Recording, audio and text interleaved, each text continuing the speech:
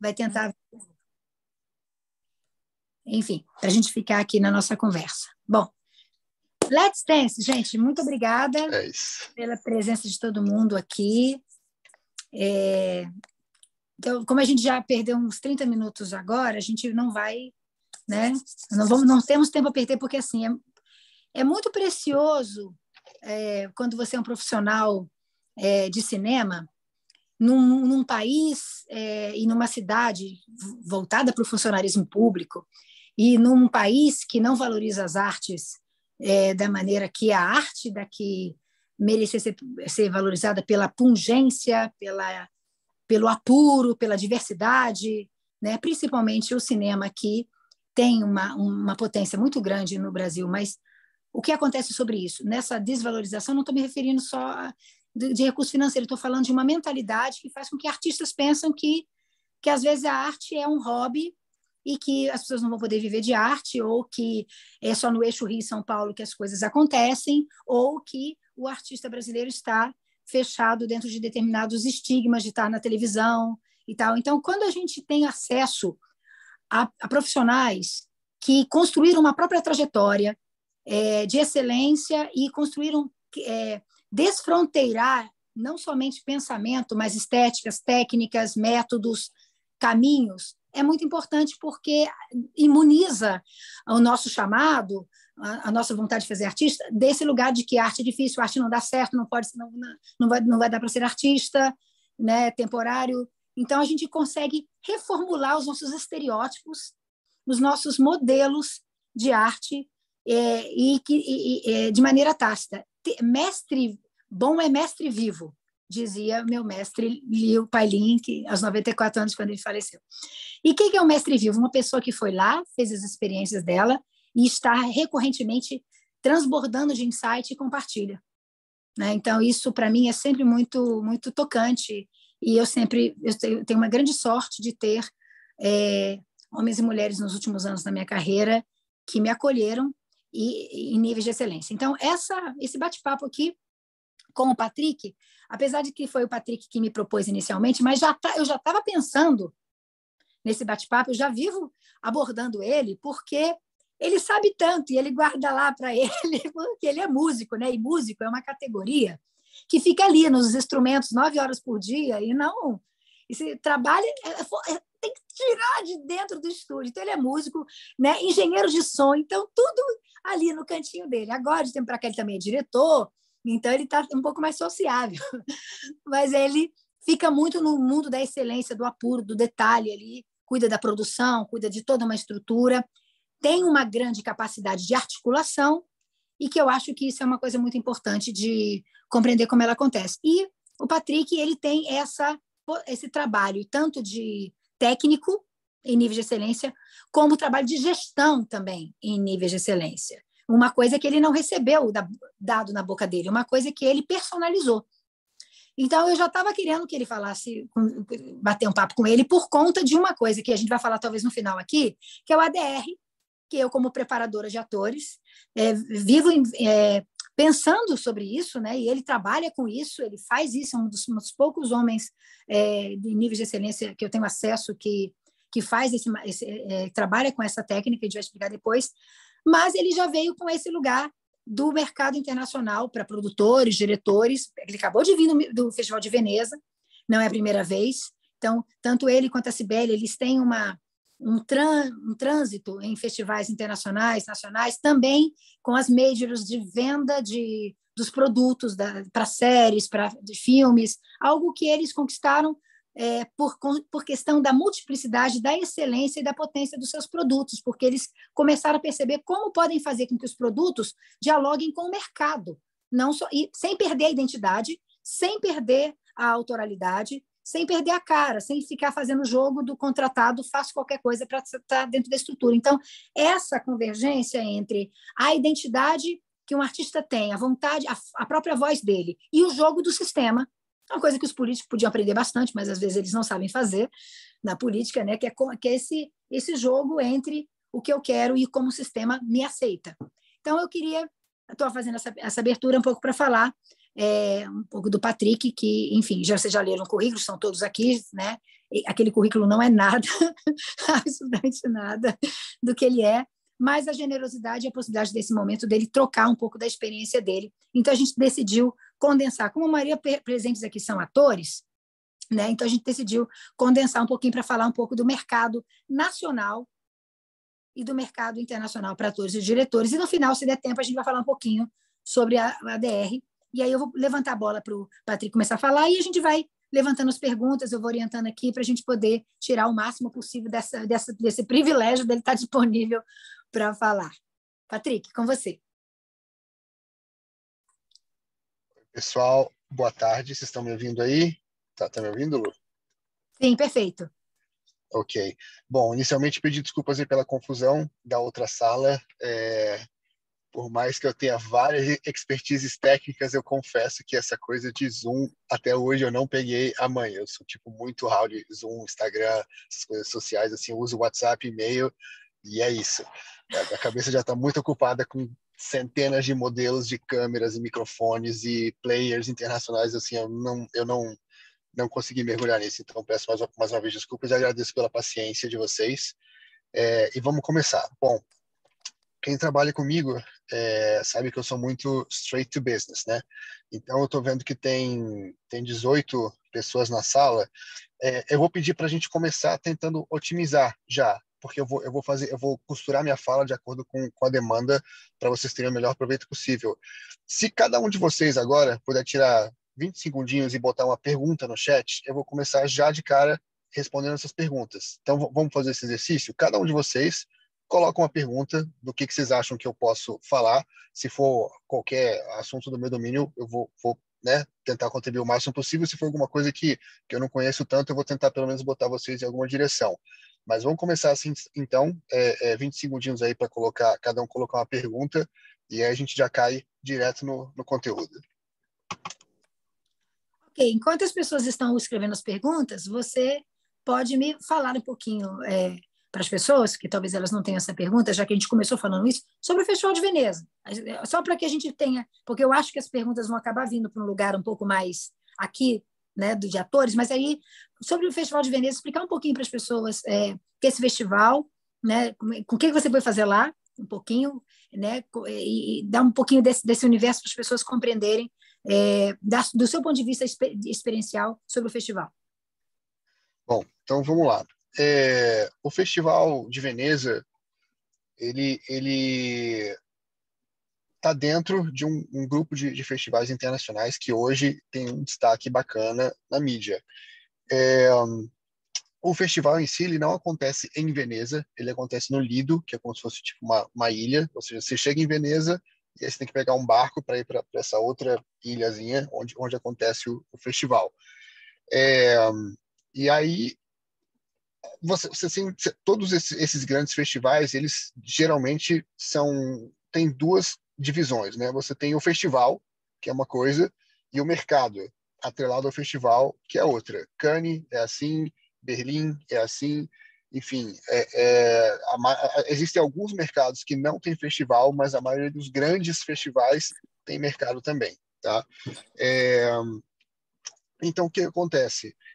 Eu em final de 2018 e 2019 inteiro e início de 2020, antes da pandemia, eu fiz meio que uma peregrinação para conhecer um pouco os festivais todos, né? E fui para vários, mas não tinha ido para Veneza. Veneza era um festival que estava um pouco apagado, né? Porque havia um protagonismo muito grande de Cannes e Berlim. E de uns anos para cá eles têm recuperado prestígio, trazendo, né, filmes de peso para o festival. O festival ele é maior do que o mercado. Se você for olhar os filmes que entraram, o elenco, né, as estrelas de Hollywood que estavam lá, estrelas do cinema independente também, estavam em um patamar que a gente chama de AAA, né? Ou seja, tinha o menino do Duna, tava lá, eu sou ruim com nomes, tá? Eu vou falar o menino do filme tal, o menino do outro, que eu não lembro o nome dos atores. Mas, enfim, tinha um monte de gente bacana lá, acho que tinha filme com acho que era o Colin Farrell, enfim, tinha um monte de filmes com várias celebridades lá, e por conta disso o Tapete Vermelho tinha um frisson, né? Tinha paparazzi, tinha fotógrafos e tal. Isso é um lado. Aí, ao fundo do teatro principal, onde tem o Tapete Vermelho, tem um hotel, né? Que é onde parte dessa galera que está lá fica hospedada, e que é onde acontece o ambiente de mercado. O ambiente de mercado em si, lá de Veneza, ele é bem pequeno comparado com outros mercados que eu já fui. E ele é majoritariamente voltado para conteúdo que tem a ver com Itália. Então, por exemplo, o mercado de Berlim não é assim. O mercado de Berlim é um mercado da Europa inteira. O mercado de Cannes é um mercado do mundo inteiro, né? Se você vai para o TIFF, o mercado do TIFF é Estados Unidos, Canadá. Como o Canadá fala francês, tem uma parte francesa Patrick, também. dá um Diga. passo atrás, só explica o que é um ambiente de mercado, para quem não sabe. Pode parecer óbvio, mas o que Eu vou chegar acontece no lá, eu ambiente vou de chegar mercado? lá, eu Tá vou ok. chegar lá. Então, eu estou falando primeiro das nacionalidades do mercado, né? Porque isso já é uma diferença. Então, a primeira diferença, o primeiro recorte que a gente tem no mercado são as nacionalidades. Então, é isso. Então, o mercado, voltando para o mercado de Veneza, ele é um mercado que ele é mais voltado para coisas que têm a ver com a Itália. Ou seja, filmes italianos, filmes falados em italiano, filme que tem alguma coisa que remeta à Itália, coproduções que tenham a ver com a Itália. É difícil você chegar lá com um filme, deixa eu ver, sei lá, totalmente brasileiro, que não tenha nada de Itália, e fazer alguma negociação lá. Pode ser até que aconteça, mas não é o lugar ideal para isso se não tiver nada a ver com Itália, né? Você poderia ir para outros mercados fazer a mesma negociação desse projeto. Então, o primeiro recorte que acontece é geográfico. E depois eu vou voltar a falar sobre essa questão do recorte. O segundo recorte que acontece nos mercados e festivais com relação ao tipo de filme. Ou seja, se tem três grandes nichos de filme nos mercados. Você tem os filmes globais, no sentido de filmes que são para todos os territórios, tá? Você tem todos os territórios e todos os públicos, né? Filmes para família, vamos colocar assim. Você tem um segundo nicho, que é de filmes de gênero de baixo e médio orçamento, né? E você tem o nicho de filmes independentes, de filmes art house, de filmes cult. Então, são essas três fatias, esses três tipos de filme que geralmente você vai encontrar nos mercados. E esses filmes, voltando lá para a história da fatia geográfica, eles têm uma distribuição de acordo com o território e a cultura do território. Vou dar um exemplo. Fizemos o Por que Você Não Chora. Primeiro mercado internacional que levou Por que Você Não Chora, que é um filme que trata sobre suicídio. Logo de cara, vários agentes de venda internacional falaram: olha, no Japão não rola filme de suicídio, então a gente não consegue vender para o Japão, né? Então, o que tem nesses mercados, né? Por que chama mercado? O que é um mercado, né? Respondendo a pergunta da Lu. Mercado é o seguinte: mercado é um lugar onde você vai levar o seu protótipo, que é o seu filme, para ou um agente de vendas internacional ou uma produtora internacional que vai pegar o seu filme, embalar e revender para o resto do mundo. Então, meu filme é brasileiro, mas eu não sei como é que eu faço para meu filme passar na Alemanha, na Itália, na França, na Rússia. Tem um tipo de empresa chamada Sales Agent, ou International Sales, que é especializada em comercializar os seus filmes em territórios mundo afora. E aí eles vão direcionar o seu filme de acordo com o tipo de território que tem a ver com a temática, a estética, a história, enfim, elenco, etc., do seu filme. Então, isso é o mercado internacional de cinema. Então, por que é importante a gente ir? Porque hoje em dia, ainda mais com a história dos streamings, globalizou-se, né, a territorialidade de um projeto. Então, antigamente, quando a gente começou, a gente fazia projetos para o Brasil, mas quando, principalmente, né, com a expansão global da Netflix, a gente começou a assistir séries da Finlândia, falado em outras línguas que a gente sabe que a gente só via legendado, culturas, lugares que a gente não conhecia. A arte, o audiovisual permeou, né, outros mercados que antes nem eram tão, digamos assim, para os quais não havia uma demanda de projetos, né? Então, você ir para esses mercados é ideal, né? Já adiantando um pouco o conteúdo, é ideal você ir quando você está com o seu projeto em formatação. E aí você, com o projeto em formatação, por exemplo, na fase de roteiro, você chega para o agente de vendas internacional, mostra o seu projeto e ele vai falar, olha, o seu projeto tem isso e isso de legal, mas essa história aí do suicídio ou do canibalismo, ou sei lá o que, se você deixar isso no filme, eu não consigo vender em tais e tais territórios, tá?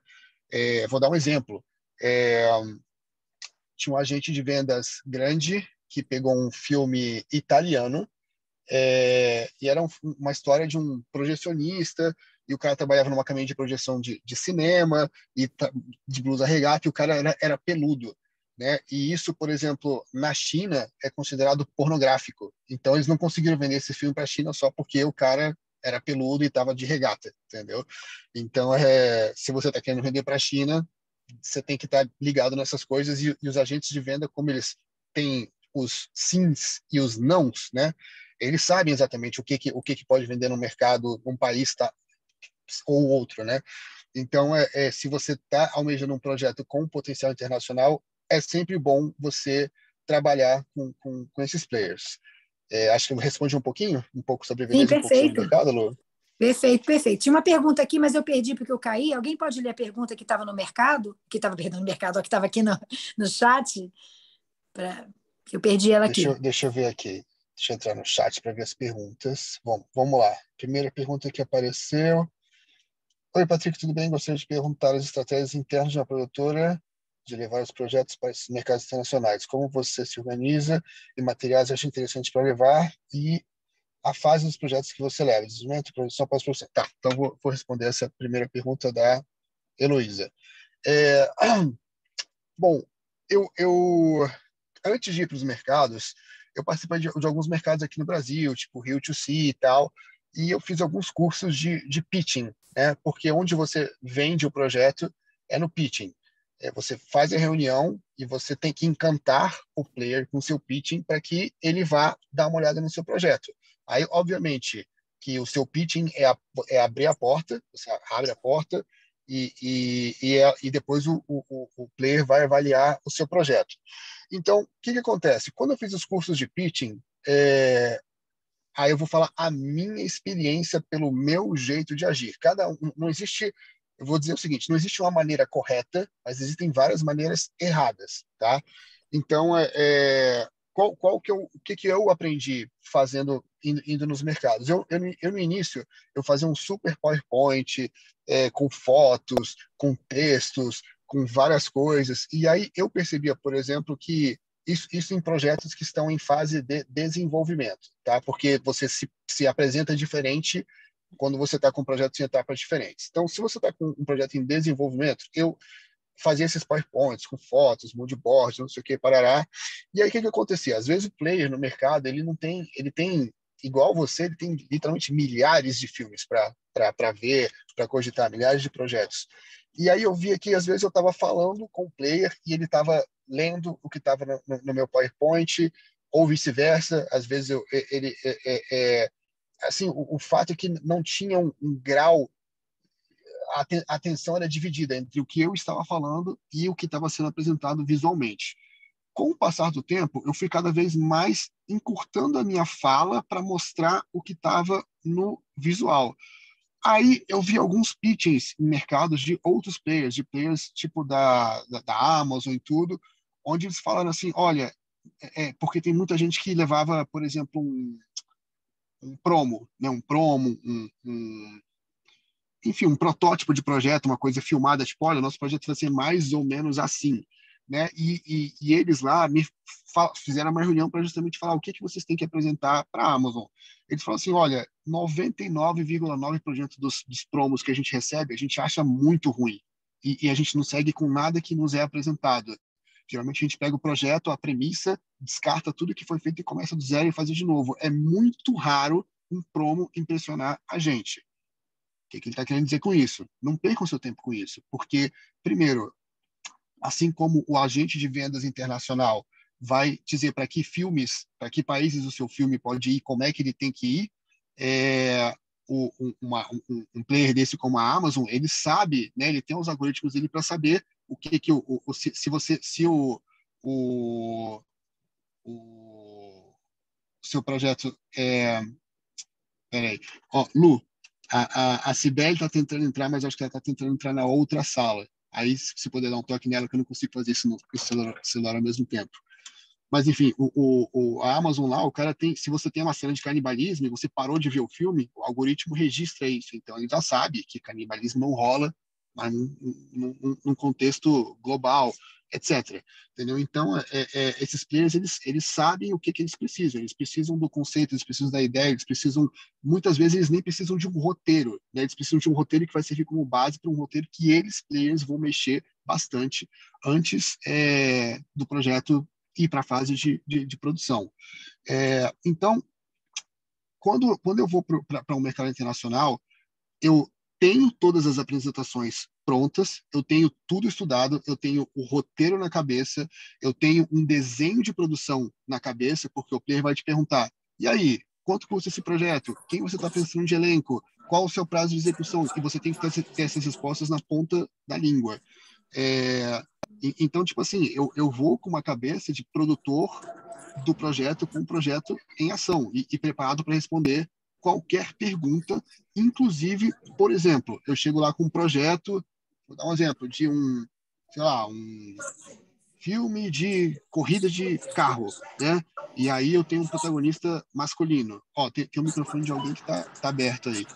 É, e aí eu falo, não, porque a história do piloto era um cara que desafiou a sociedade, porque para ser piloto de corrida tinha que ser rico e ele era pobre, não sei o quê. Eu conto toda a minha história, eu estou inventando um filme aqui.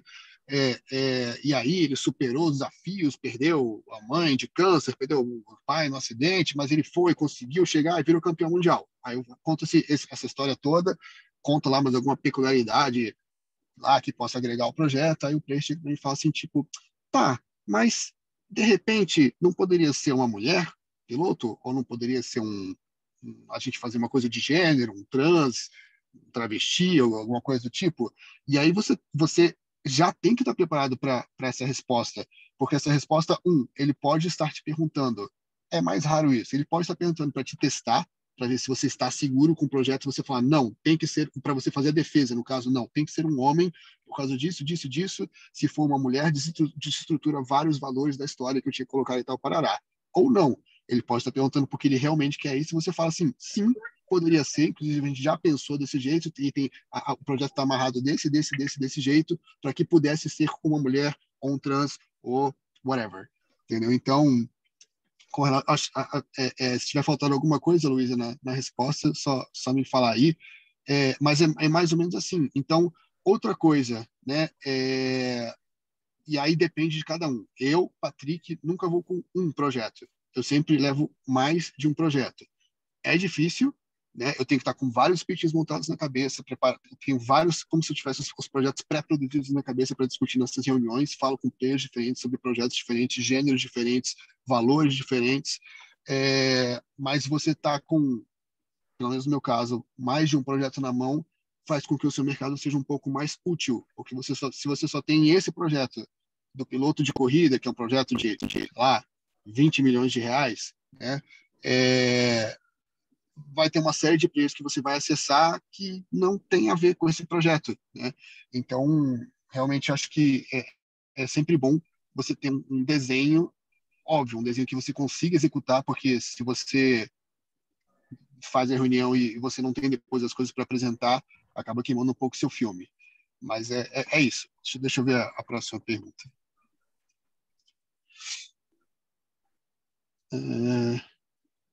O que o mercado audiovisual nacional espera de atores, atrizes e como podemos nos transformar nesses profissionais? Que estratégias devemos usar para chegar nesse nível? Tá, deixa eu só ver se tem mais alguma pergunta com relação ao mercado, que aí depois eu volto nessa.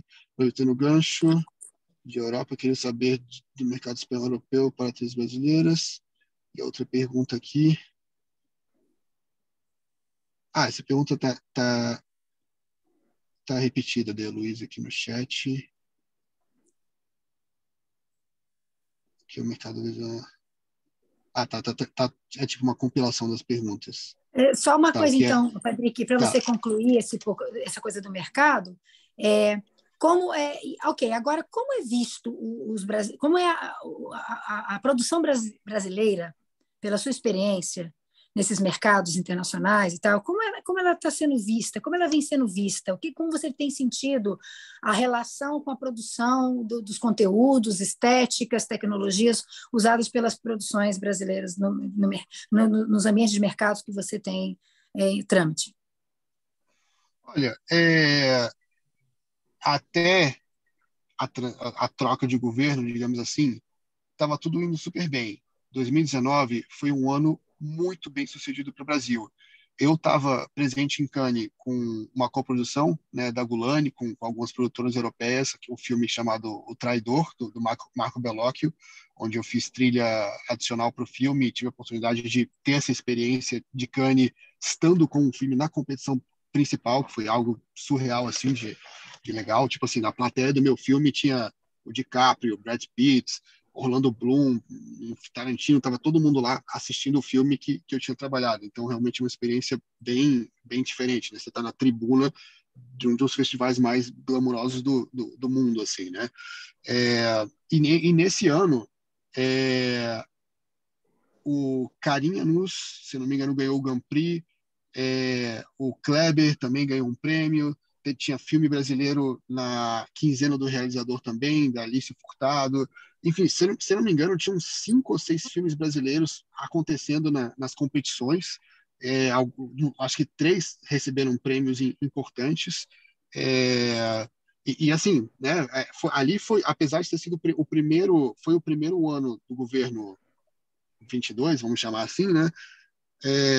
Mas ainda sobre uma ressaca financeira e produtiva do governo anterior, né? Então, o pico do último ano de 2018, de tudo que foi fomentado da produção nacional, estava desaguando em Cannes em 2019, no mercado mundial.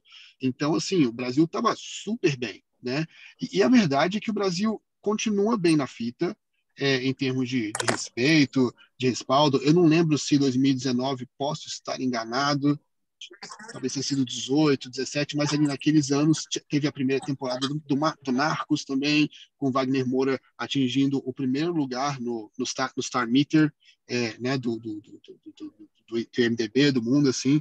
Então, o Brasil estava super em voga e com muito interesse em produção brasileira.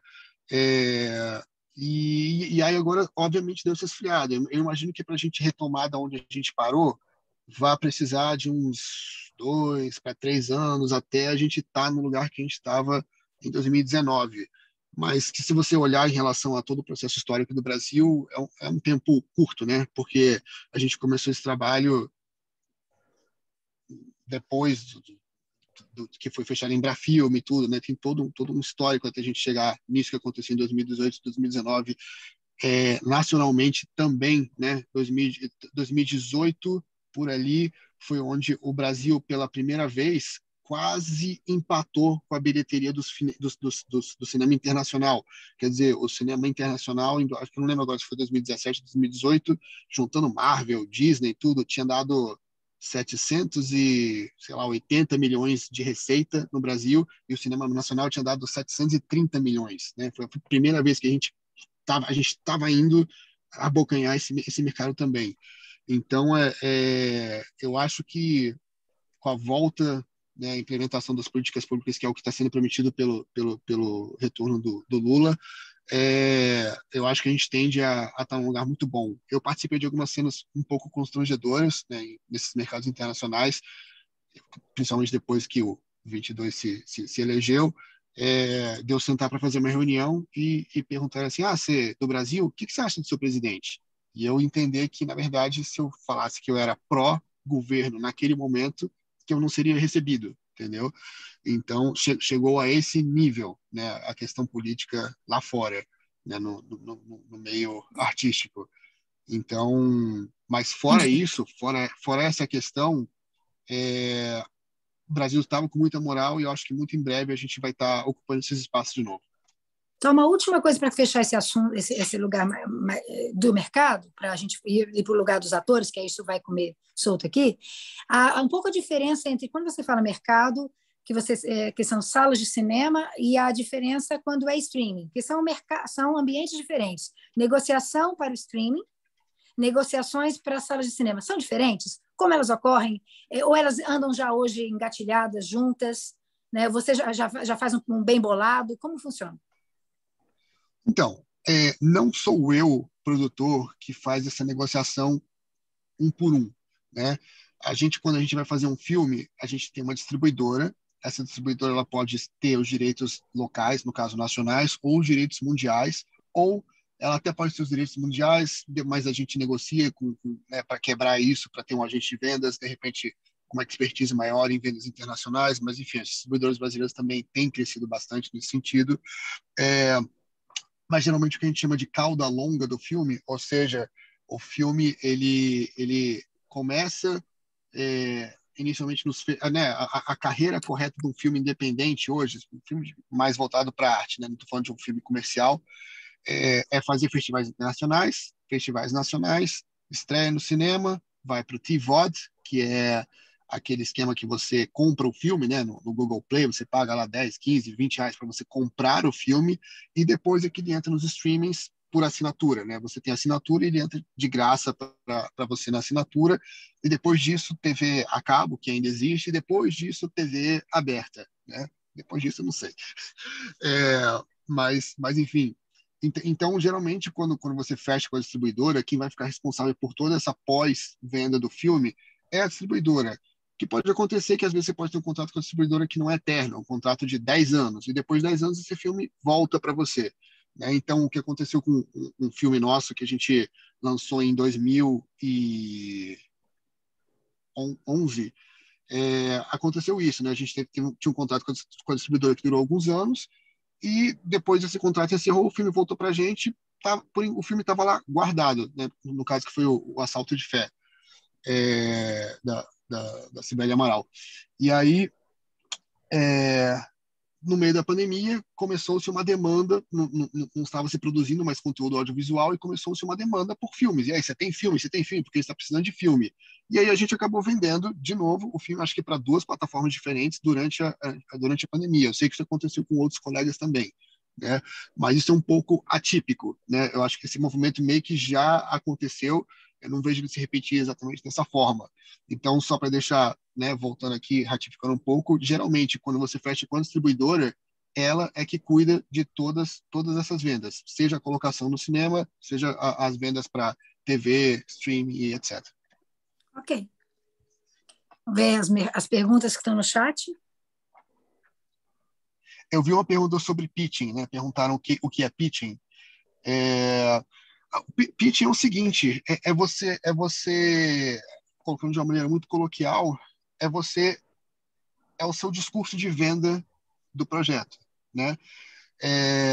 Então, quando A sua você defesa de chega, tese. É a sua não é defesa de bem, tese. é um discurso de venda, Quando você vai na loja de carro, o cara pergunta para você, né? Você quer um carro econômico? Você quer um carro para família? Você quer um carro esportivo? Aí você fala, eu quero um carro esportivo. Ele fala, olha, eu tenho esse carro aqui, que ele é assim, que ele é assado, não sei o quê. Então, é o discurso de venda. Você chega lá e fala, olha, eu tenho um filme que é assim, que é assado, que tem esse ator, que tem esse fotógrafo, que tem, sei lá, essas e essas qualidades. E aí volto para uma coisa que eu acabei pulando lá atrás na minha resposta, que eu falei sobre pitching de projetos quando os projetos estão em desenvolvimento. Mas quando eu chego lá com um projeto já pronto ou já em fase de montagem, é diferente. Então, quando eu chego com um projeto em fase de montagem, eu falo assim, opa, boa noite, eu tenho um projeto assim, assim, assado, assiste o trailer. E aí, a partir do trailer, é que eu começo a conversa. Porque no trailer, como é um filme que já está em andamento ou pronto, o player já vai falar para mim, olha, não me interessa, ele fala, legal. Aí ele vai perguntar em que estágio está esse filme? Ele está pronto já ou dá para a gente mexer? Porque geralmente eles vão querer mexer no filme, se possível, para que esse filme esteja mais adaptado possível aos mercados aos quais eles vão tentar vender o filme. Então, worst case scenario, eu acho que para você fazer um deal no mercado, né, internacional, principalmente, é você chegar com o seu filme pronto, travado, finalizado. Porque eles vão olhar para o seu filme e vão falar, tá, você já estreou esse filme em algum lugar? Você fala, já sei, nacionalmente. Aí sabe, você começa a perder pontos, entendeu? Então, eles querem um filme que eles podem fazer o que eles chamam de world premiere, ou seja, se eles acreditam no filme, eles querem fazer a estreia do filme num festival legal, para ter crítica legal, para eventualmente ganhar um prêmio, e isso facilitar as vendas depois para os mercados que eles estão buscando. Então, a diferença, né, de você estar com um projeto em desenvolvimento ou pronto e na fase de ideias são as possibilidades, né? O player, ele gosta de se envolver, né? Tanto que tem inclusive vários agentes de venda hoje que estão se tornando produtores, coprodutores dos projetos, justamente porque eles querem ter esse envolvimento no desenvolvimento do projeto que depois eles vão estar vendendo. Ok. Perguntas aqui, gente, quem tem acesso aqui, eu perdi uma pergunta que eu fui buscar lá a Cibele, e aí eu perdi aqui o chat. Quem é que tem aqui no chat? Lê aí, Patrick, as perguntas que tem, que você tem alguma que Deixa você eu queria ver. responder. Vamos lá. Tá, tem uma aqui que é uma compilação. O que é pitching, em primeiro lugar? É preciso partir do conceito, antes de mais nada, pitching... Não, é uma pessoa que respondeu, aí eu respondi. Tá, Aí, tá. aí tem coisa Tá. de Muitas pergunta de vezes eu ouço ator aí, se falar você que os já quiser artistas entrar no têm que mundo se dos auto... atores. Desculpa, não cortou um pouquinho? Se você quiser, já tem perguntas aí pelo ponto de vista de atores, e tem uma última pergunta aí da Grazi, vê aí qual que você quer começar a responder. Tá, muitas vezes ouço falando que os artistas têm que se autoproduzir. Quão profundo e abrangente você acha que deve ser essa autoprodução? Será que a autoprodução não seria arriscada, uma vez que nós teríamos que lançar nesse outro ramo do audiovisual? Olha, é, isso acontece muito, né? Não é um movimento só do pessoal independente, né? Hoje você vê atores americanos tipo Stallone, Brad Pitt, Keanu Reeves e mulheres também, enfim, acho que a Jennifer Lawrence, a Sharon Stone, a Nicole Kidman, sacou, entrando para o mercado de produção por vários motivos, né? Acho que o primeiro é se apropriar um pouco da narrativa, ou seja, eles são contratados para fazer vários projetos, mas de repente eles estão querendo falar de outras coisas e não estão tendo oportunidade. Então eles começam a produzir os próprios projetos. A outra grande sacada é que quando você vai fazer um filme, um Keanu Reeves da vida vai fazer um filme, sei lá, o cachê dele é 10, 20 milhões de dólares. Quando ele produz o filme, ele ganha muito mais, né? Então é um pouco, acho que esses dois fatores, ou seja, você poder aproximar a narrativa do que você quer fazer. Obviamente, se você está se autoproduzindo, você tá tendo oportunidade, né? Você não está esperando alguém te chamar para você atuar. E é isso. Uma vez que você tem um projeto bem sucedido, você leva os louros e os cifrões do projeto também. Ok. Tem mais alguma pergunta aí que se perdeu, gente? Aí atrás? Que eu vi pergunta. Acho que do chat, se eu não tiver. Então, aí tem uma pergunta aqui já de atores, atrizes. Uhum.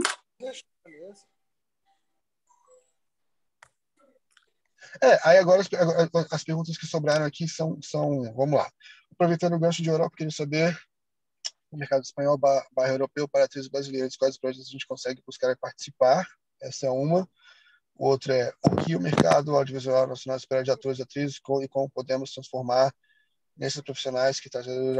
Bom, vamos lá. Eu vou falar do ponto de vista de produtor, né? Eu não sou o mercado espanhol para saber, né, o que é que eles estão procurando de atores, artistas brasileiros. Eu sei que, por exemplo, quando o Wagner Moura fez o Narcos, a comunidade espanhola ficou reclamando do sotaque dele, enfim, mas eu realmente não sei estrategicamente. O que eu posso falar geral assim para atores e atrizes é: estudem, se aperfeiçoem, tentem trabalhar o máximo possível, seja não fica aqui naquela coisa de procurando o protagonista quando você está começando a sua carreira. Faz o que der para fazer, porque você está na frente de uma câmera, você está num set, entendendo como funcionam as coisas. Isso te ajuda lá na frente.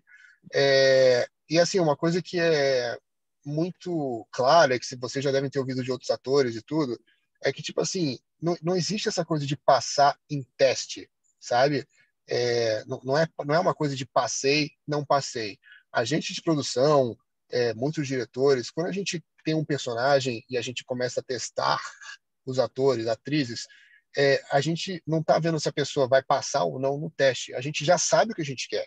A gente já sabe o que a gente quer, né? Tanto de physique de role quanto de voz, de interpretação, e a gente só está procurando essa pessoa que a gente imaginou, né? Às vezes a gente pode escrever já para um ator em específico, né? Se a gente conhece o trabalho da pessoa, já viu. Ó, Sibeli quer falar para os atores também, legal. Enfim, a gente pode pegar um ator, já pensar ele para um projeto específico e fazer o personagem dele já adaptado ao que a gente sabe que ele entrega, ou não. Ou a gente tem aqueles personagens que a gente já sabe o que a gente quer e a gente está, na verdade, scoutando e vendo o elenco, tentando achar alguém. O que acontece, vou dar um exemplo, né? Tipo, acontece muito, tá? A gente tá querendo uma personagem feminina qualquer. Aí a gente já sabe. Aí chega aquela menina, aí a gente olha assim e fala, nossa, ela tem uma cara boa, é legal, né?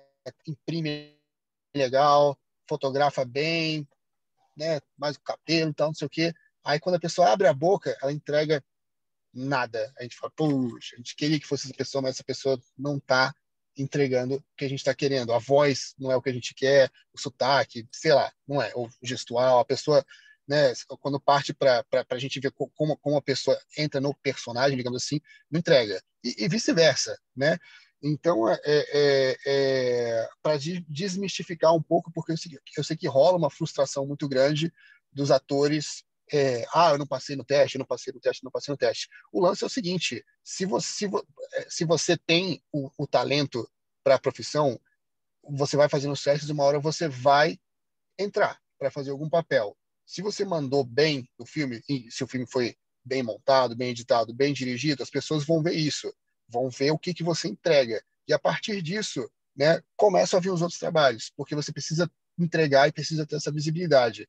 Então, o que eu falo é isso: fiquem disponíveis, sabe? Tipo, participem do processo o máximo possível para você não chegar num set sem nem saber como é que é a ordem das coisas.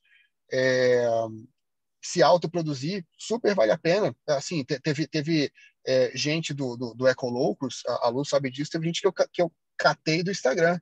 Eu vi lá o Bruno Elal, por exemplo. Eu nunca tive visto ele atuar, mas eu vi umas brincadeiras que ele fazia no Instagram e eu falei, esse é o cara que eu quero.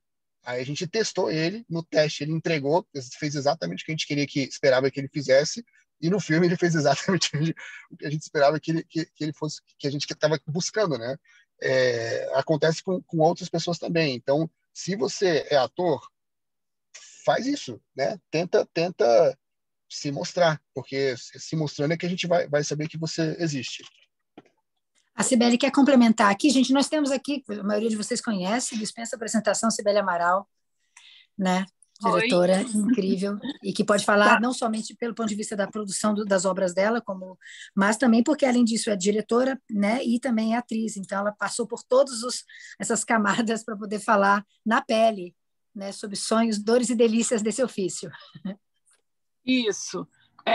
Eu tenho até vontade, Lu, da gente fazer uma live, talvez, quem sabe um curso, uma masterclass, sobre isso. Eu queria falar para atores e atrizes. Queria muito falar. Queria até fazer um projeto de uma mentoria, sabe? Sim, Coach, não sei. E daí até tirar um produto, né? Alguma coisa assim. Por quê? Eu sou uma pessoa que eu sofri muito na minha carreira de atriz porque eu me sentia rejeitada muito, né? Então, assim, cada papel que eu não pegava, cada teste que eu não passava, era como se aquilo fosse para mim. E não é, nunca é pessoal, né? Já começa por aí. E eu deixava de aproveitar aquela oportunidade maravilhosa do teste para crescer, aprender, ter um feedback sobre o meu trabalho e fazer networking. Então, o teste é uma oportunidade de ouro para você aprender, exercitar as suas capacidades e conhecer pessoas. Então, eu sugiro que vocês procurem fazer muitos testes, todos os que vocês, né, puderem fazer, com a expectativa de passar ou não passar, mas de, com certeza, conhecer pessoas, aprender. Outra questão, também, às vezes, não precisa esperar a oportunidade, né? Eu mesma sou uma diretora que eu acho que quase todos os atores e atrizes que me pediram papel ganharam papel, com raríssimas exceções. Então, se tem algum diretor, diretora que você admira, vai no festival, vai na sala de cinema, vai na pré-estreia, manda um recado no Instagram. Claro, tem muita gente que não responde, mas tem gente que responde. Manda Agora, sim, também esteja preparado para a pessoa não responder, normal, ou para a pessoa não ter tempo naquele momento de falar com você. O segredo do ator, da atriz, para mim, Lu, e pessoal que está ouvindo, é trabalhar as suas habilidades psicológicas para você saber lidar muito bem com rejeição e frustração. O resto é só alegria. Eli, já que você está falando de frustração, fazer uma ponte aqui, Patrick e Sibeli, que quando o Patrick fala assim para mim, Lu, para eu vender esse filme, né, o player vai me perguntar quem é o fotógrafo, quem é o ator, sempre o Patrick fala sempre isso.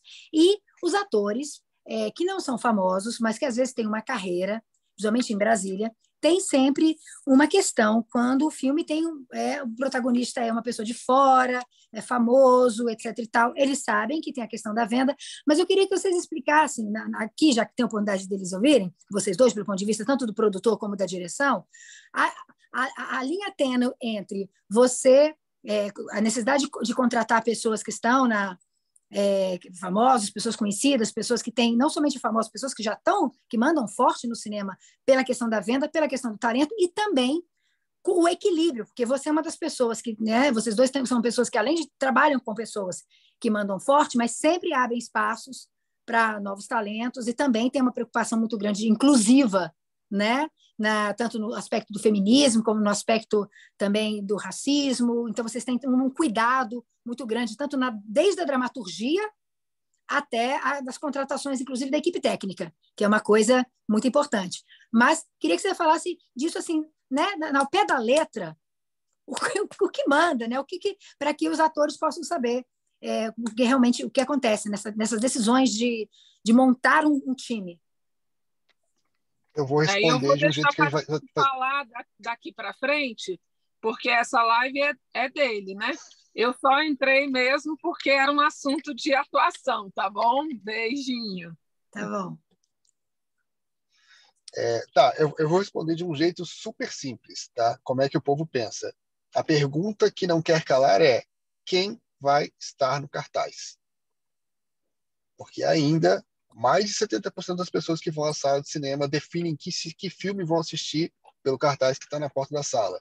Não é todo mundo que é igual a gente que trabalha no meio, que vai em casa, pesquisa, assiste o trailer, vê a nota no Rotten Tomatoes, no IMDb antes de sair de casa. Eu faço isso porque cinema é caro e eu não gosto de ir para ver um filme ruim. Se o filme está com uma nota muito baixa, muito difícil eu ir assistir esse filme. Mas a maioria das pessoas vai pela empatia, né? Vai porque tem o The Rock, porque tem o Brad Pitt, porque tem o DiCaprio, não quer nem saber o que filme que é.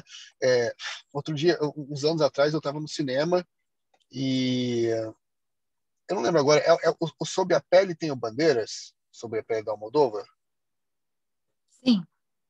Tem, né? E aí eu estava na fila do cinema e eu vi tipo duas meninas adolescentes saindo do cinema horrorizadas, porque viram Sob a Pele. Tipo, a gente estavam comentando, fui ver o filme porque era um filme com bandeiras e era aquela coisa super esquisita, né? O filme. Entendeu? Então, acontece, né? As pessoas vão ver pelo cartaz. Então, se eu chego, a distribuidora, né, no momento ainda na montagem do elenco, inclusive a distribuidora muitas vezes sugere pessoas, e às vezes ela sugere pessoas que a gente também não gosta, não quer, acho que não tem nada a ver. Mas ou não tem budget, sacou? Tipo, você está viajando de botar essa pessoa com o orçamento que a gente tem. Enfim, mas eles pedem isso. O que eles querem é o cartaz. Então, quem é que vai estar no cartaz? É a Glória Pires? É o Fagundes? É o Tony Ramos? É o Cauã Raymond? Sacou? Tipo, e existe também o Star System do cinema, que não é igual ao Star System da novela, ou seja, tem alguns atores que sabidamente levam público para o cinema. Não é todo mundo que é famoso que leva público para o cinema. O Cauã é super famoso, super, né? Todo mundo conhece, mas ele não é um cara que leva público para o cinema.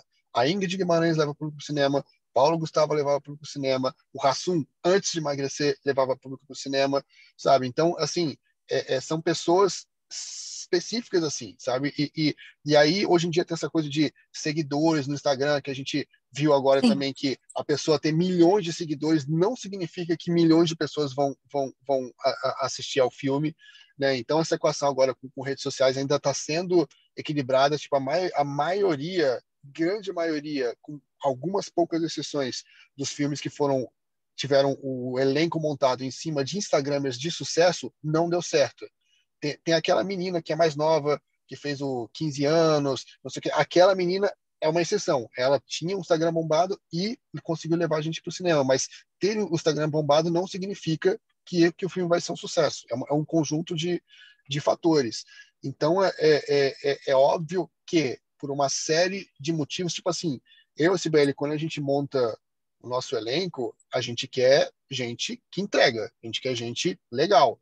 Não interessa se é de fora, não interessa se é daqui, não interessa que idade que é, que gênero, assim, a pessoa tem que entregar o que a gente tá esperando, né? Então, o critério de seleção é sempre esse, mas é óbvio que a gente monta o nosso elenco de forma a tentar agradar o distribuidor, né, agradar a parte de vendas, mas também a gente tem uma responsabilidade social de trazer esses talentos, né? Porque muitas vezes é isso, você vê que aquela pessoa ela pode render, mas está precisando daquela oportunidade. E é isso, né? O que a gente faz é tentar também colocar essas pessoas no mercado, dar visibilidade para essas pessoas. Mas a gente não estrutura o nosso filme assim, sabe? Tipo assim, não, esse personagem tem que ser alguém local. Esse personagem, sabe? Tipo, a gente não pensa muito assim. A gente pensa, tipo, quem poderia ser esse personagem? Fulano, Beltrano, Beltrano. Tá. Quem de fora poderia ser esse personagem? Quem local poderia ser esse personagem? E aí tem que ver aquela história. No final, no cartaz, né, eu fiz um filme do André Ristum que tinha uma participação boa, né, da Marieta Severo. E aí, quando tinha Marieta Severo, tinha alguns atores um pouco menos conhecidos. De novo, eu sou ruim com o nome das pessoas, mas tinha uma atriz argentina que era relativamente conhecida, tinha um ator argentino que era bastante conhecido, aí tinha a minha irmã, a Stephanie, atuando também, tinha oh meu Deus, Arlindo Lopes, que é ótimo, mas naquela época ainda não era tão conhecido, depois ele foi fazer novela e tudo. Mas aí quando o pessoal da distribuidora foi fazer o cartaz, era tipo assim, a Marieta tomava 90% do cartaz. Quando ela viu o cartaz, ela falou, gente, eu não sou a protagonista do filme, eu sou um personagem, não faz sentido esse cartaz aí, entendeu? Então tem um outro lado da moeda também, né? Então, é isso. Um filme comercial ou não comercial, etc., ele é uma arquitetura, ele é uma engenharia muito grande de coisas, sabe? Então, e a gente é muito cerceado também nas nossas opções, seja por questões de finanças, ou seja por estratégia de mercado, porque, tipo assim, a chance de errar, a gente sendo fora do eixo, a gente não tendo uma distribuidora gigante, tipo uma Paris Filmes, uma Downtown atrás da gente, é muito grande, entendeu? E aí a gente tem que arriscar o mínimo possível. Quer dizer, se eu faço um filme como Rir para Não Chorar, que tinha um super elenco, só com um elenco local, por melhor que fosse, porque, por exemplo, O Assalto de Fé, né, da Cibele, é um filme que eu não trocaria ninguém do elenco, até a figuração espontânea, gente que a gente praticamente catou na rua na hora ali para participar do filme, eu gosto, entendeu? Mas a gente ouviu. Na época, se eu não me engano, a gente mostrou, foi para Paris, e na época ainda não era uma época que tinham bombado as comédias nacionais, não tinha vindo Hassum, não tinha rolado isso, né?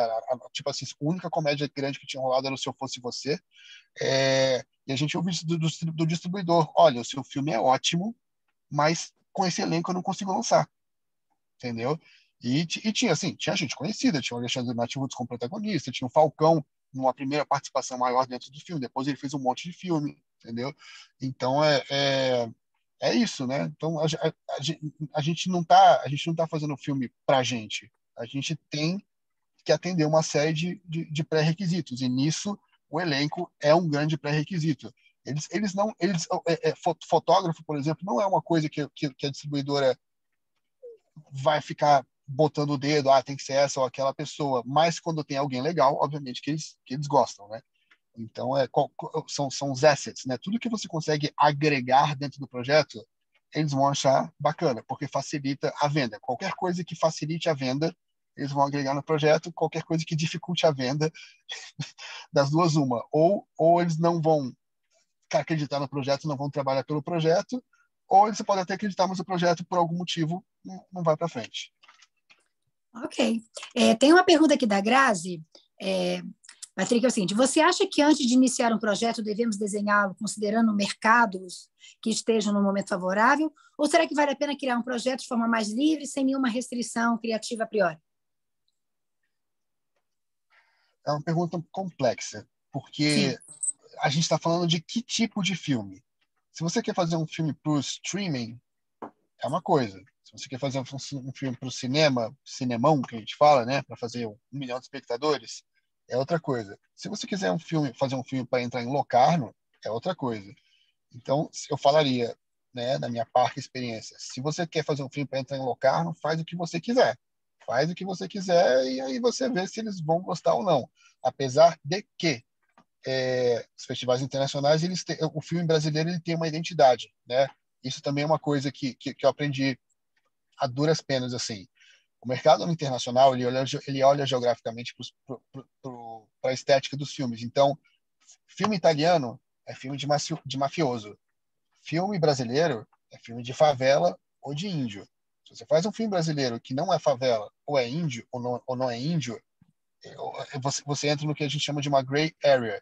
Então, por exemplo, quando a gente fez o Por que Você Não Chora, quando eu mostrei nos mercados internacionais, todo mundo falava, nossa, as atrizes estão bem, o production value, né, o valor de produção tá muito bem produzido, o filme é muito bem acabado, mas essa história não é uma história brasileira, por mais que a gente tenha colocado uma estudante que entrou mais tarde na faculdade, que mora numa cidade interior, blá, blá, blá. Mas assim, o que eu ouvi foi de alguns agentes de venda foi essa história poderia ter sido em qualquer lugar, você poderia ter filmado essa mesma história nos Estados Unidos, na França, na Alemanha, não é uma história regional. Então, para os mercados internacionais, art house, o que eles querem isso. É favela? É pé no barro? Ou é índio? Sabe? Aí se não é isso, se não é favela e não é índio, se é uma terceira coisa. Mas foi. Oi? Mas ele não, eu sei. Sim, ele foi para festivais internacionais, mas eu estou falando mais, né, tentando segmentar um pouquinho. Patrick, só complementa isso que você está falando, então o que acontece? Existe um jeito que existe já um patamar de pensamento assim, filme brasileiro é isso, filme americano é isso, filme francês é isso. Existe isso com os outros países também? Existe. Porque eu tenho a impressão que os americanos fazem qualquer coisa e qualquer coisa que eles fazem, mas tem já um clichê também? Não é um clichê, é uma identidade, é diferente. Entendi. Entendeu? Então, por exemplo, se eu fosse fazer o Por que Você Não Chora hoje, eu faria algumas coisas diferentes nele, para ele ficar mais internacional, né? Eu não sei se eu manteria o mesmo elenco, se eu trocaria e tal, não é essa questão, mas eu com certeza eu mexeria algumas coisas nele, porque eu sei que se a Jéssica fosse índia, nossa, já ia causar mais, sabe? Então, tipo, é muito complexo isso, né? Porque aquela história, mesmo no art house, você não está totalmente livre para fazer o que você quiser. Então, assim, eu acho que experimentar faz parte do audiovisual, mas se você for nos mercados, você vai ver que não é bem assim a brincadeira.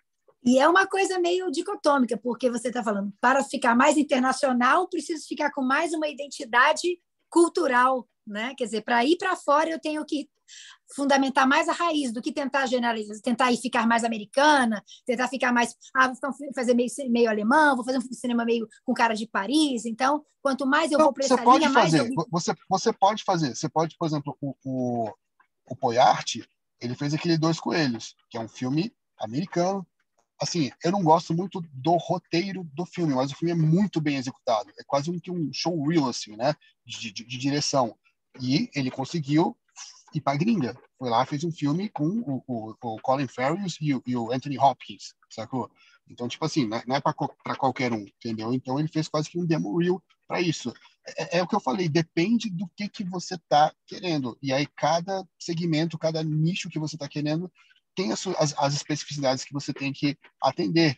Mas, ao mesmo tempo, é um pouco subjetivo, né? Então, é complexo.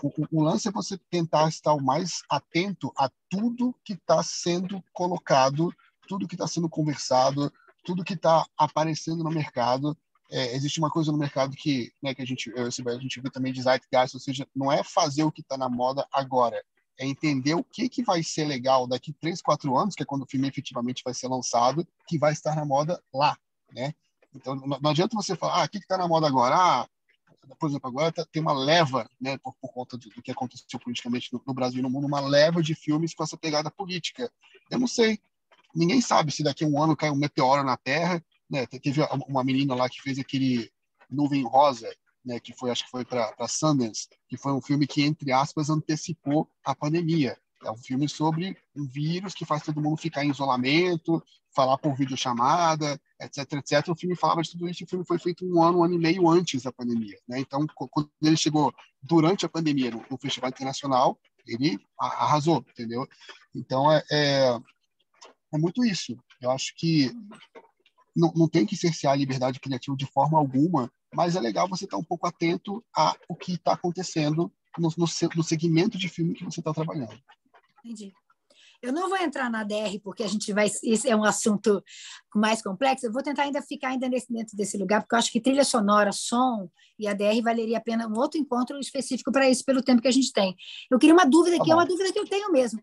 Coprodução ou produção original? Quando eu vejo Netflix, Amazon, um outro nicho de trabalho para profissionais, em vez de trabalhar com as mídias, trabalhar com a Netflix, trabalhar com a Amazon, trabalhar com outros, ser contratado, e o que realmente... Porque às vezes eu sei, o filme já estava pronto, a Amazon compra, mas ela bota coprodução, bota produção lá dela e tal.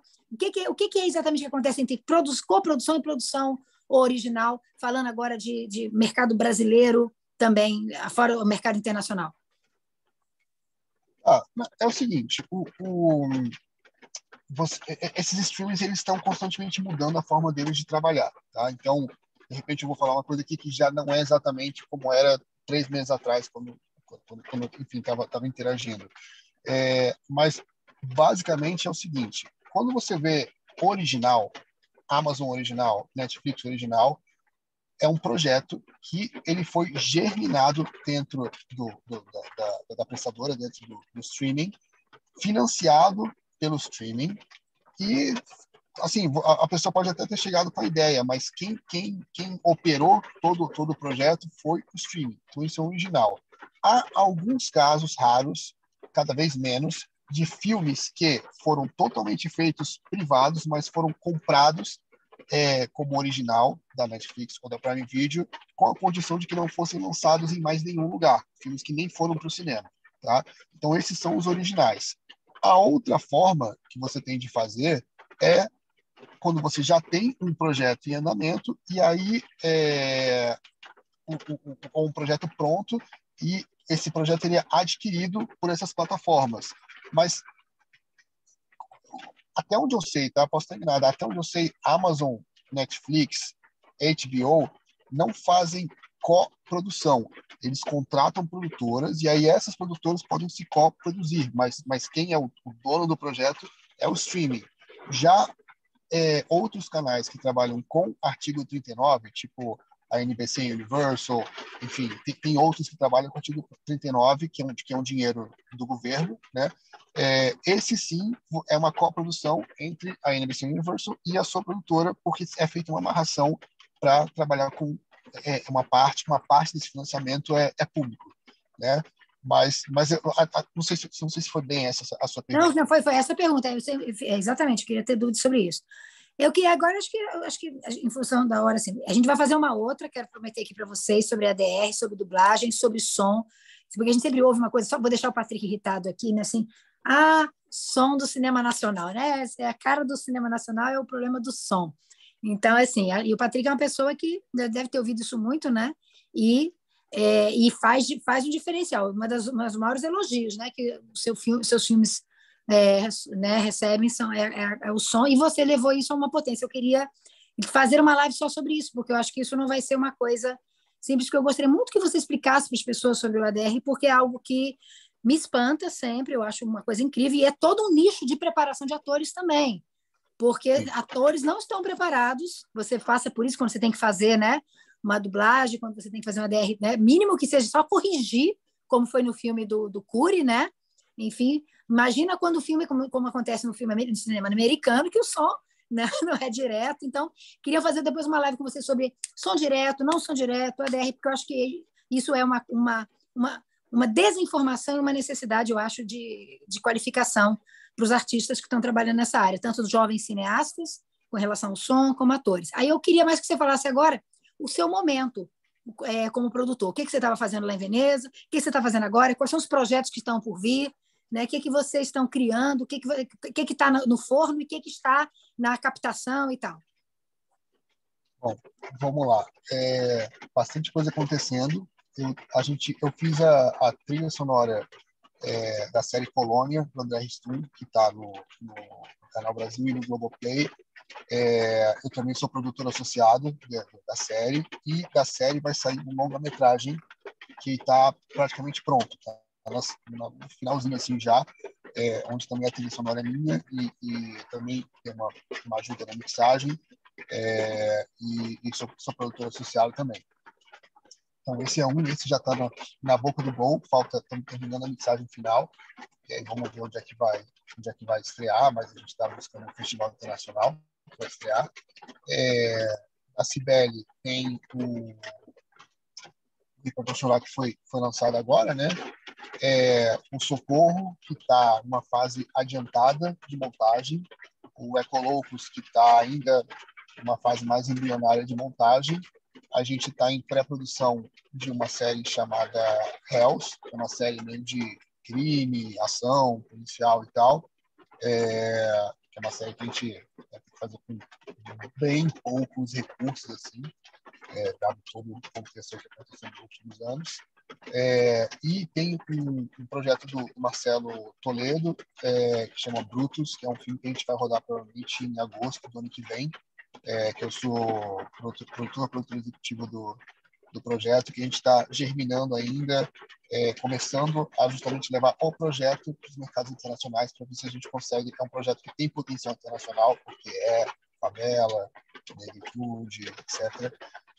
Então, a gente está nessa fase de tentar captar algum tipo de parceria ou apoio internacional antes de filmar o projeto, para que a intervenção deles possa ser ainda na fase de roteiro, que facilite depois as vendas internacionais. Fora isso, tem outros projetos que a gente está germinando, sei lá, a gente deve ter uns 20, 30 projetos germinando, de vários gêneros diferentes, mas que ainda não estão em fase tão adiantada de captação. Acho que é isso. Por enquanto, estamos assim.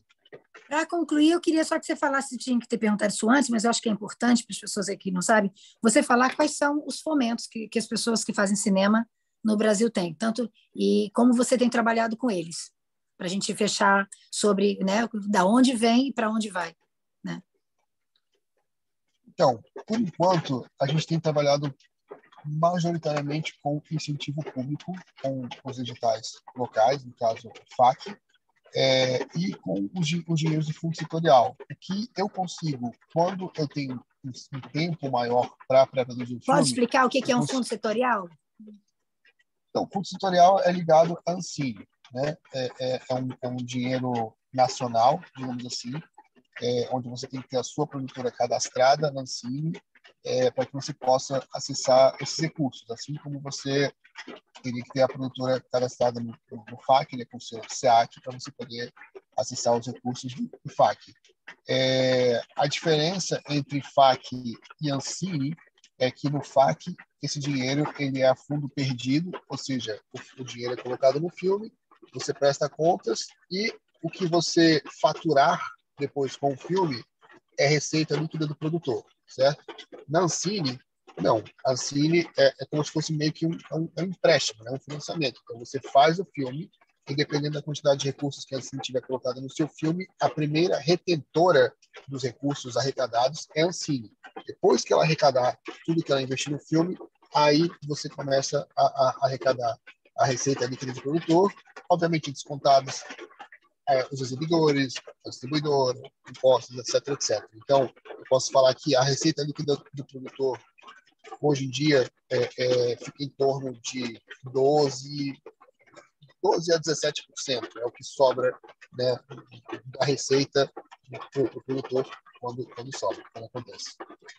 Mas você também tem posto dinheiro de vocês, né? Vocês são produtores que também fazem investimento de vocês ao longo de vocês. Decidiram, tem esse perfil, né? Sim, a gente não quer mais fazer isso. A gente fez no momento que a gente estava justamente fazendo o portfólio, né? Acho que agora a gente já tem aí filmes que meio que falam por nós em termos de da nossa capacidade de execução. E a ideia é justamente partir para um modelo de financiamento, né? Agora retomar o financiamento público, depois passar para um modelo de parceria público-privado com patrocínios, até que a gente possa fazer 100% com dinheiro privado. Mas era um trajeto que a gente estava fazendo antes da pandemia, antes do governo passado, e que agora a ideia é retomar. Mas, como eu falei, os projetos são projetos longos, né? Cada projeto desses são 3, 4 anos que você fica dentro do projeto, e tem muitos fatores que interferem na estruturação desse projeto e no que vai acontecer uma vez que eles forem lançados. Então, por isso que assim, eu falo que fazer um filme é como se você fosse chutar um pênalti, só que o gol está a tipo 6 km de distância da bola. Então, e você tem um chute só. Então, você tem que pensar muito bem como é que vai ser esse chute, porque a maior chance é que você vai chutar errado, entendeu? Um tiro de sniper, assim, entendeu? Tá muito certo. Assim, todo caminho não pode ter um escorregão. Se você começa a patinar no meio, a chance de você chegar lá na frente completamente fora do rumo do que deveria ser é muito grande. E aí, são 3, 4 anos quase jogados fora. Obrigada, Patrick. Patrick, eu vou pedir para você depois, se você puder me enviar uns links dos filmes que estão no streaming, que estão disponíveis, para as pessoas conhecerem agora o trabalho, um pouco do trabalho de vocês. Alguns já conheceram, alguns já assistiram Porque Você Não Chora, né? O Rir, que está nos cinemas agora, enfim. Se você puder me mandar uma listinha onde eles estão disponíveis, eu disponibilizo depois aqui para alguns deles, para vocês poderem ver tanto o trabalho da Cibele como do Patrick em nível de excelência, não somente as produções sua com a Cibele, mas também as produções em que você tem coprodução ou trilha e tal, para eles também verem um pouquinho do outro nicho, né, dos outros nichos que você também atua. Se você me puder mandar. Legal. Não, beleza. Tem uma outra coisa que a gente está ainda vendo também, que tem um filme que a gente fez uma coprodução internacional com a Alemanha, que tem a Berenice Bejo, né, que foi indicada ao Oscar como melhor atriz no The Artist, e a gente está vendo como é que a gente vai fazer um lançamento nacional desse filme, né, que ele já foi para alguns festivais, já foi premiado em alguns festivais fora, mas a gente estava esperando meio que as coisas voltarem um pouco mais ao normal para tentar colocar esse filme no Brasil também. Então, é bem provável que ano que vem a gente tenha essa estreia aqui também. Que ótimo. Que feliz. Gente, Patrick, quero agradecer. Já deixamos combinado aqui uma outra live, uma outra aula para falar um pouco sobre a parte, eu acho que é muito legal, pelo menos eu tenho muito interesse, acho que para vocês atores, quando ele falou sobre a importância da voz, o trabalho da voz, o trabalho da interpretação na dublagem, na DR, é algo, um outro mundo, né? Um outro mundo que o Patrick domina e que pode nos dar uma experiência, até fazer talvez uma live com um pouco de demonstração, alguma coisa que ele já fez, se tiver algum trecho de alguma coisa para ele mostrar, que eu acho que pode ser uma coisa interessante para vocês verem esse mundo e abrir a mente de vocês. Queria chamar todo mundo para abrir as câmeras, para a gente fazer uma foto, quem puder, claro, tiver interesse, a gente já fez algumas ao longo do... Mas quem estiver aqui ouvindo, quiser fazer uma foto, a gente participar, né, desse registro aqui, desse encontro com o Patrick, né? Open your... Mostra seus rostinhos aí. Dou-lhe uma, dou-lhe duas. Aí você faz, Amandita? Ok? Então, gente, Patrick, chega mais perto da câmera por causa da luz. Isso aí. Isso, gente. Faz de conta que vocês gostam de ser artistas. Gente, muito, muito obrigada. Patrick, muito, muito obrigada pela generosidade, pela troca, pelo espaço. E é muito bom te ouvir. É um prazer. Espero ter contribuído aí. E é isso, estou à disposição. Tá bom? Gente, sigam o Patrick, o nome do Patrick no Instagram, para vocês verem um pouco do... Ele tem, inclusive, ele fez alguns stories sobre o Festival de Veneza, né? E a 34 Filmes, que é a produtora dele com a Cibele, além de Cibele Amaral, para vocês verem todas as produções que eles estão fazendo e tudo que eles estão produzindo. E a gente pode se ver, alguns de vocês já estiveram já fizeram filmes com a Cibele, né? E com o Patrick, e alguns vão ter a oportunidade no futuro de trabalhar. Cibele? Eu segui a 34, porque o Patrick não posta nada. Eu falei da 34 também, mas é porque ele andou postando. Recentemente ele andou fazendo coisas. Mas vamos seguir a 34 também. Meus queridos, todos, muito obrigada. Tá? Nos vemos muito, muito em breve. Patrick, muito obrigada mesmo. Conta sempre comigo, que precisar. Cibele também. Meus amados, minhas atrizes, atores, amados, amigos aqui, parceiros de trabalho, obrigada pela confiança. Espero ter inspirado vocês para ver que é possível fazer cinema de excelência, né? E que a referência é 99% transpiração e 1% de inspiração. Obrigada a todos. Bom. Beijo, gente. Tchau, tchau. Ótimo fim de noite para vocês. Um abraço, qualquer coisa estamos aí. Obrigada, Patrick. Obrigada, Beli. Obrigada, meninos. Valeu. Beijos. Tchau, tchau. Tchau.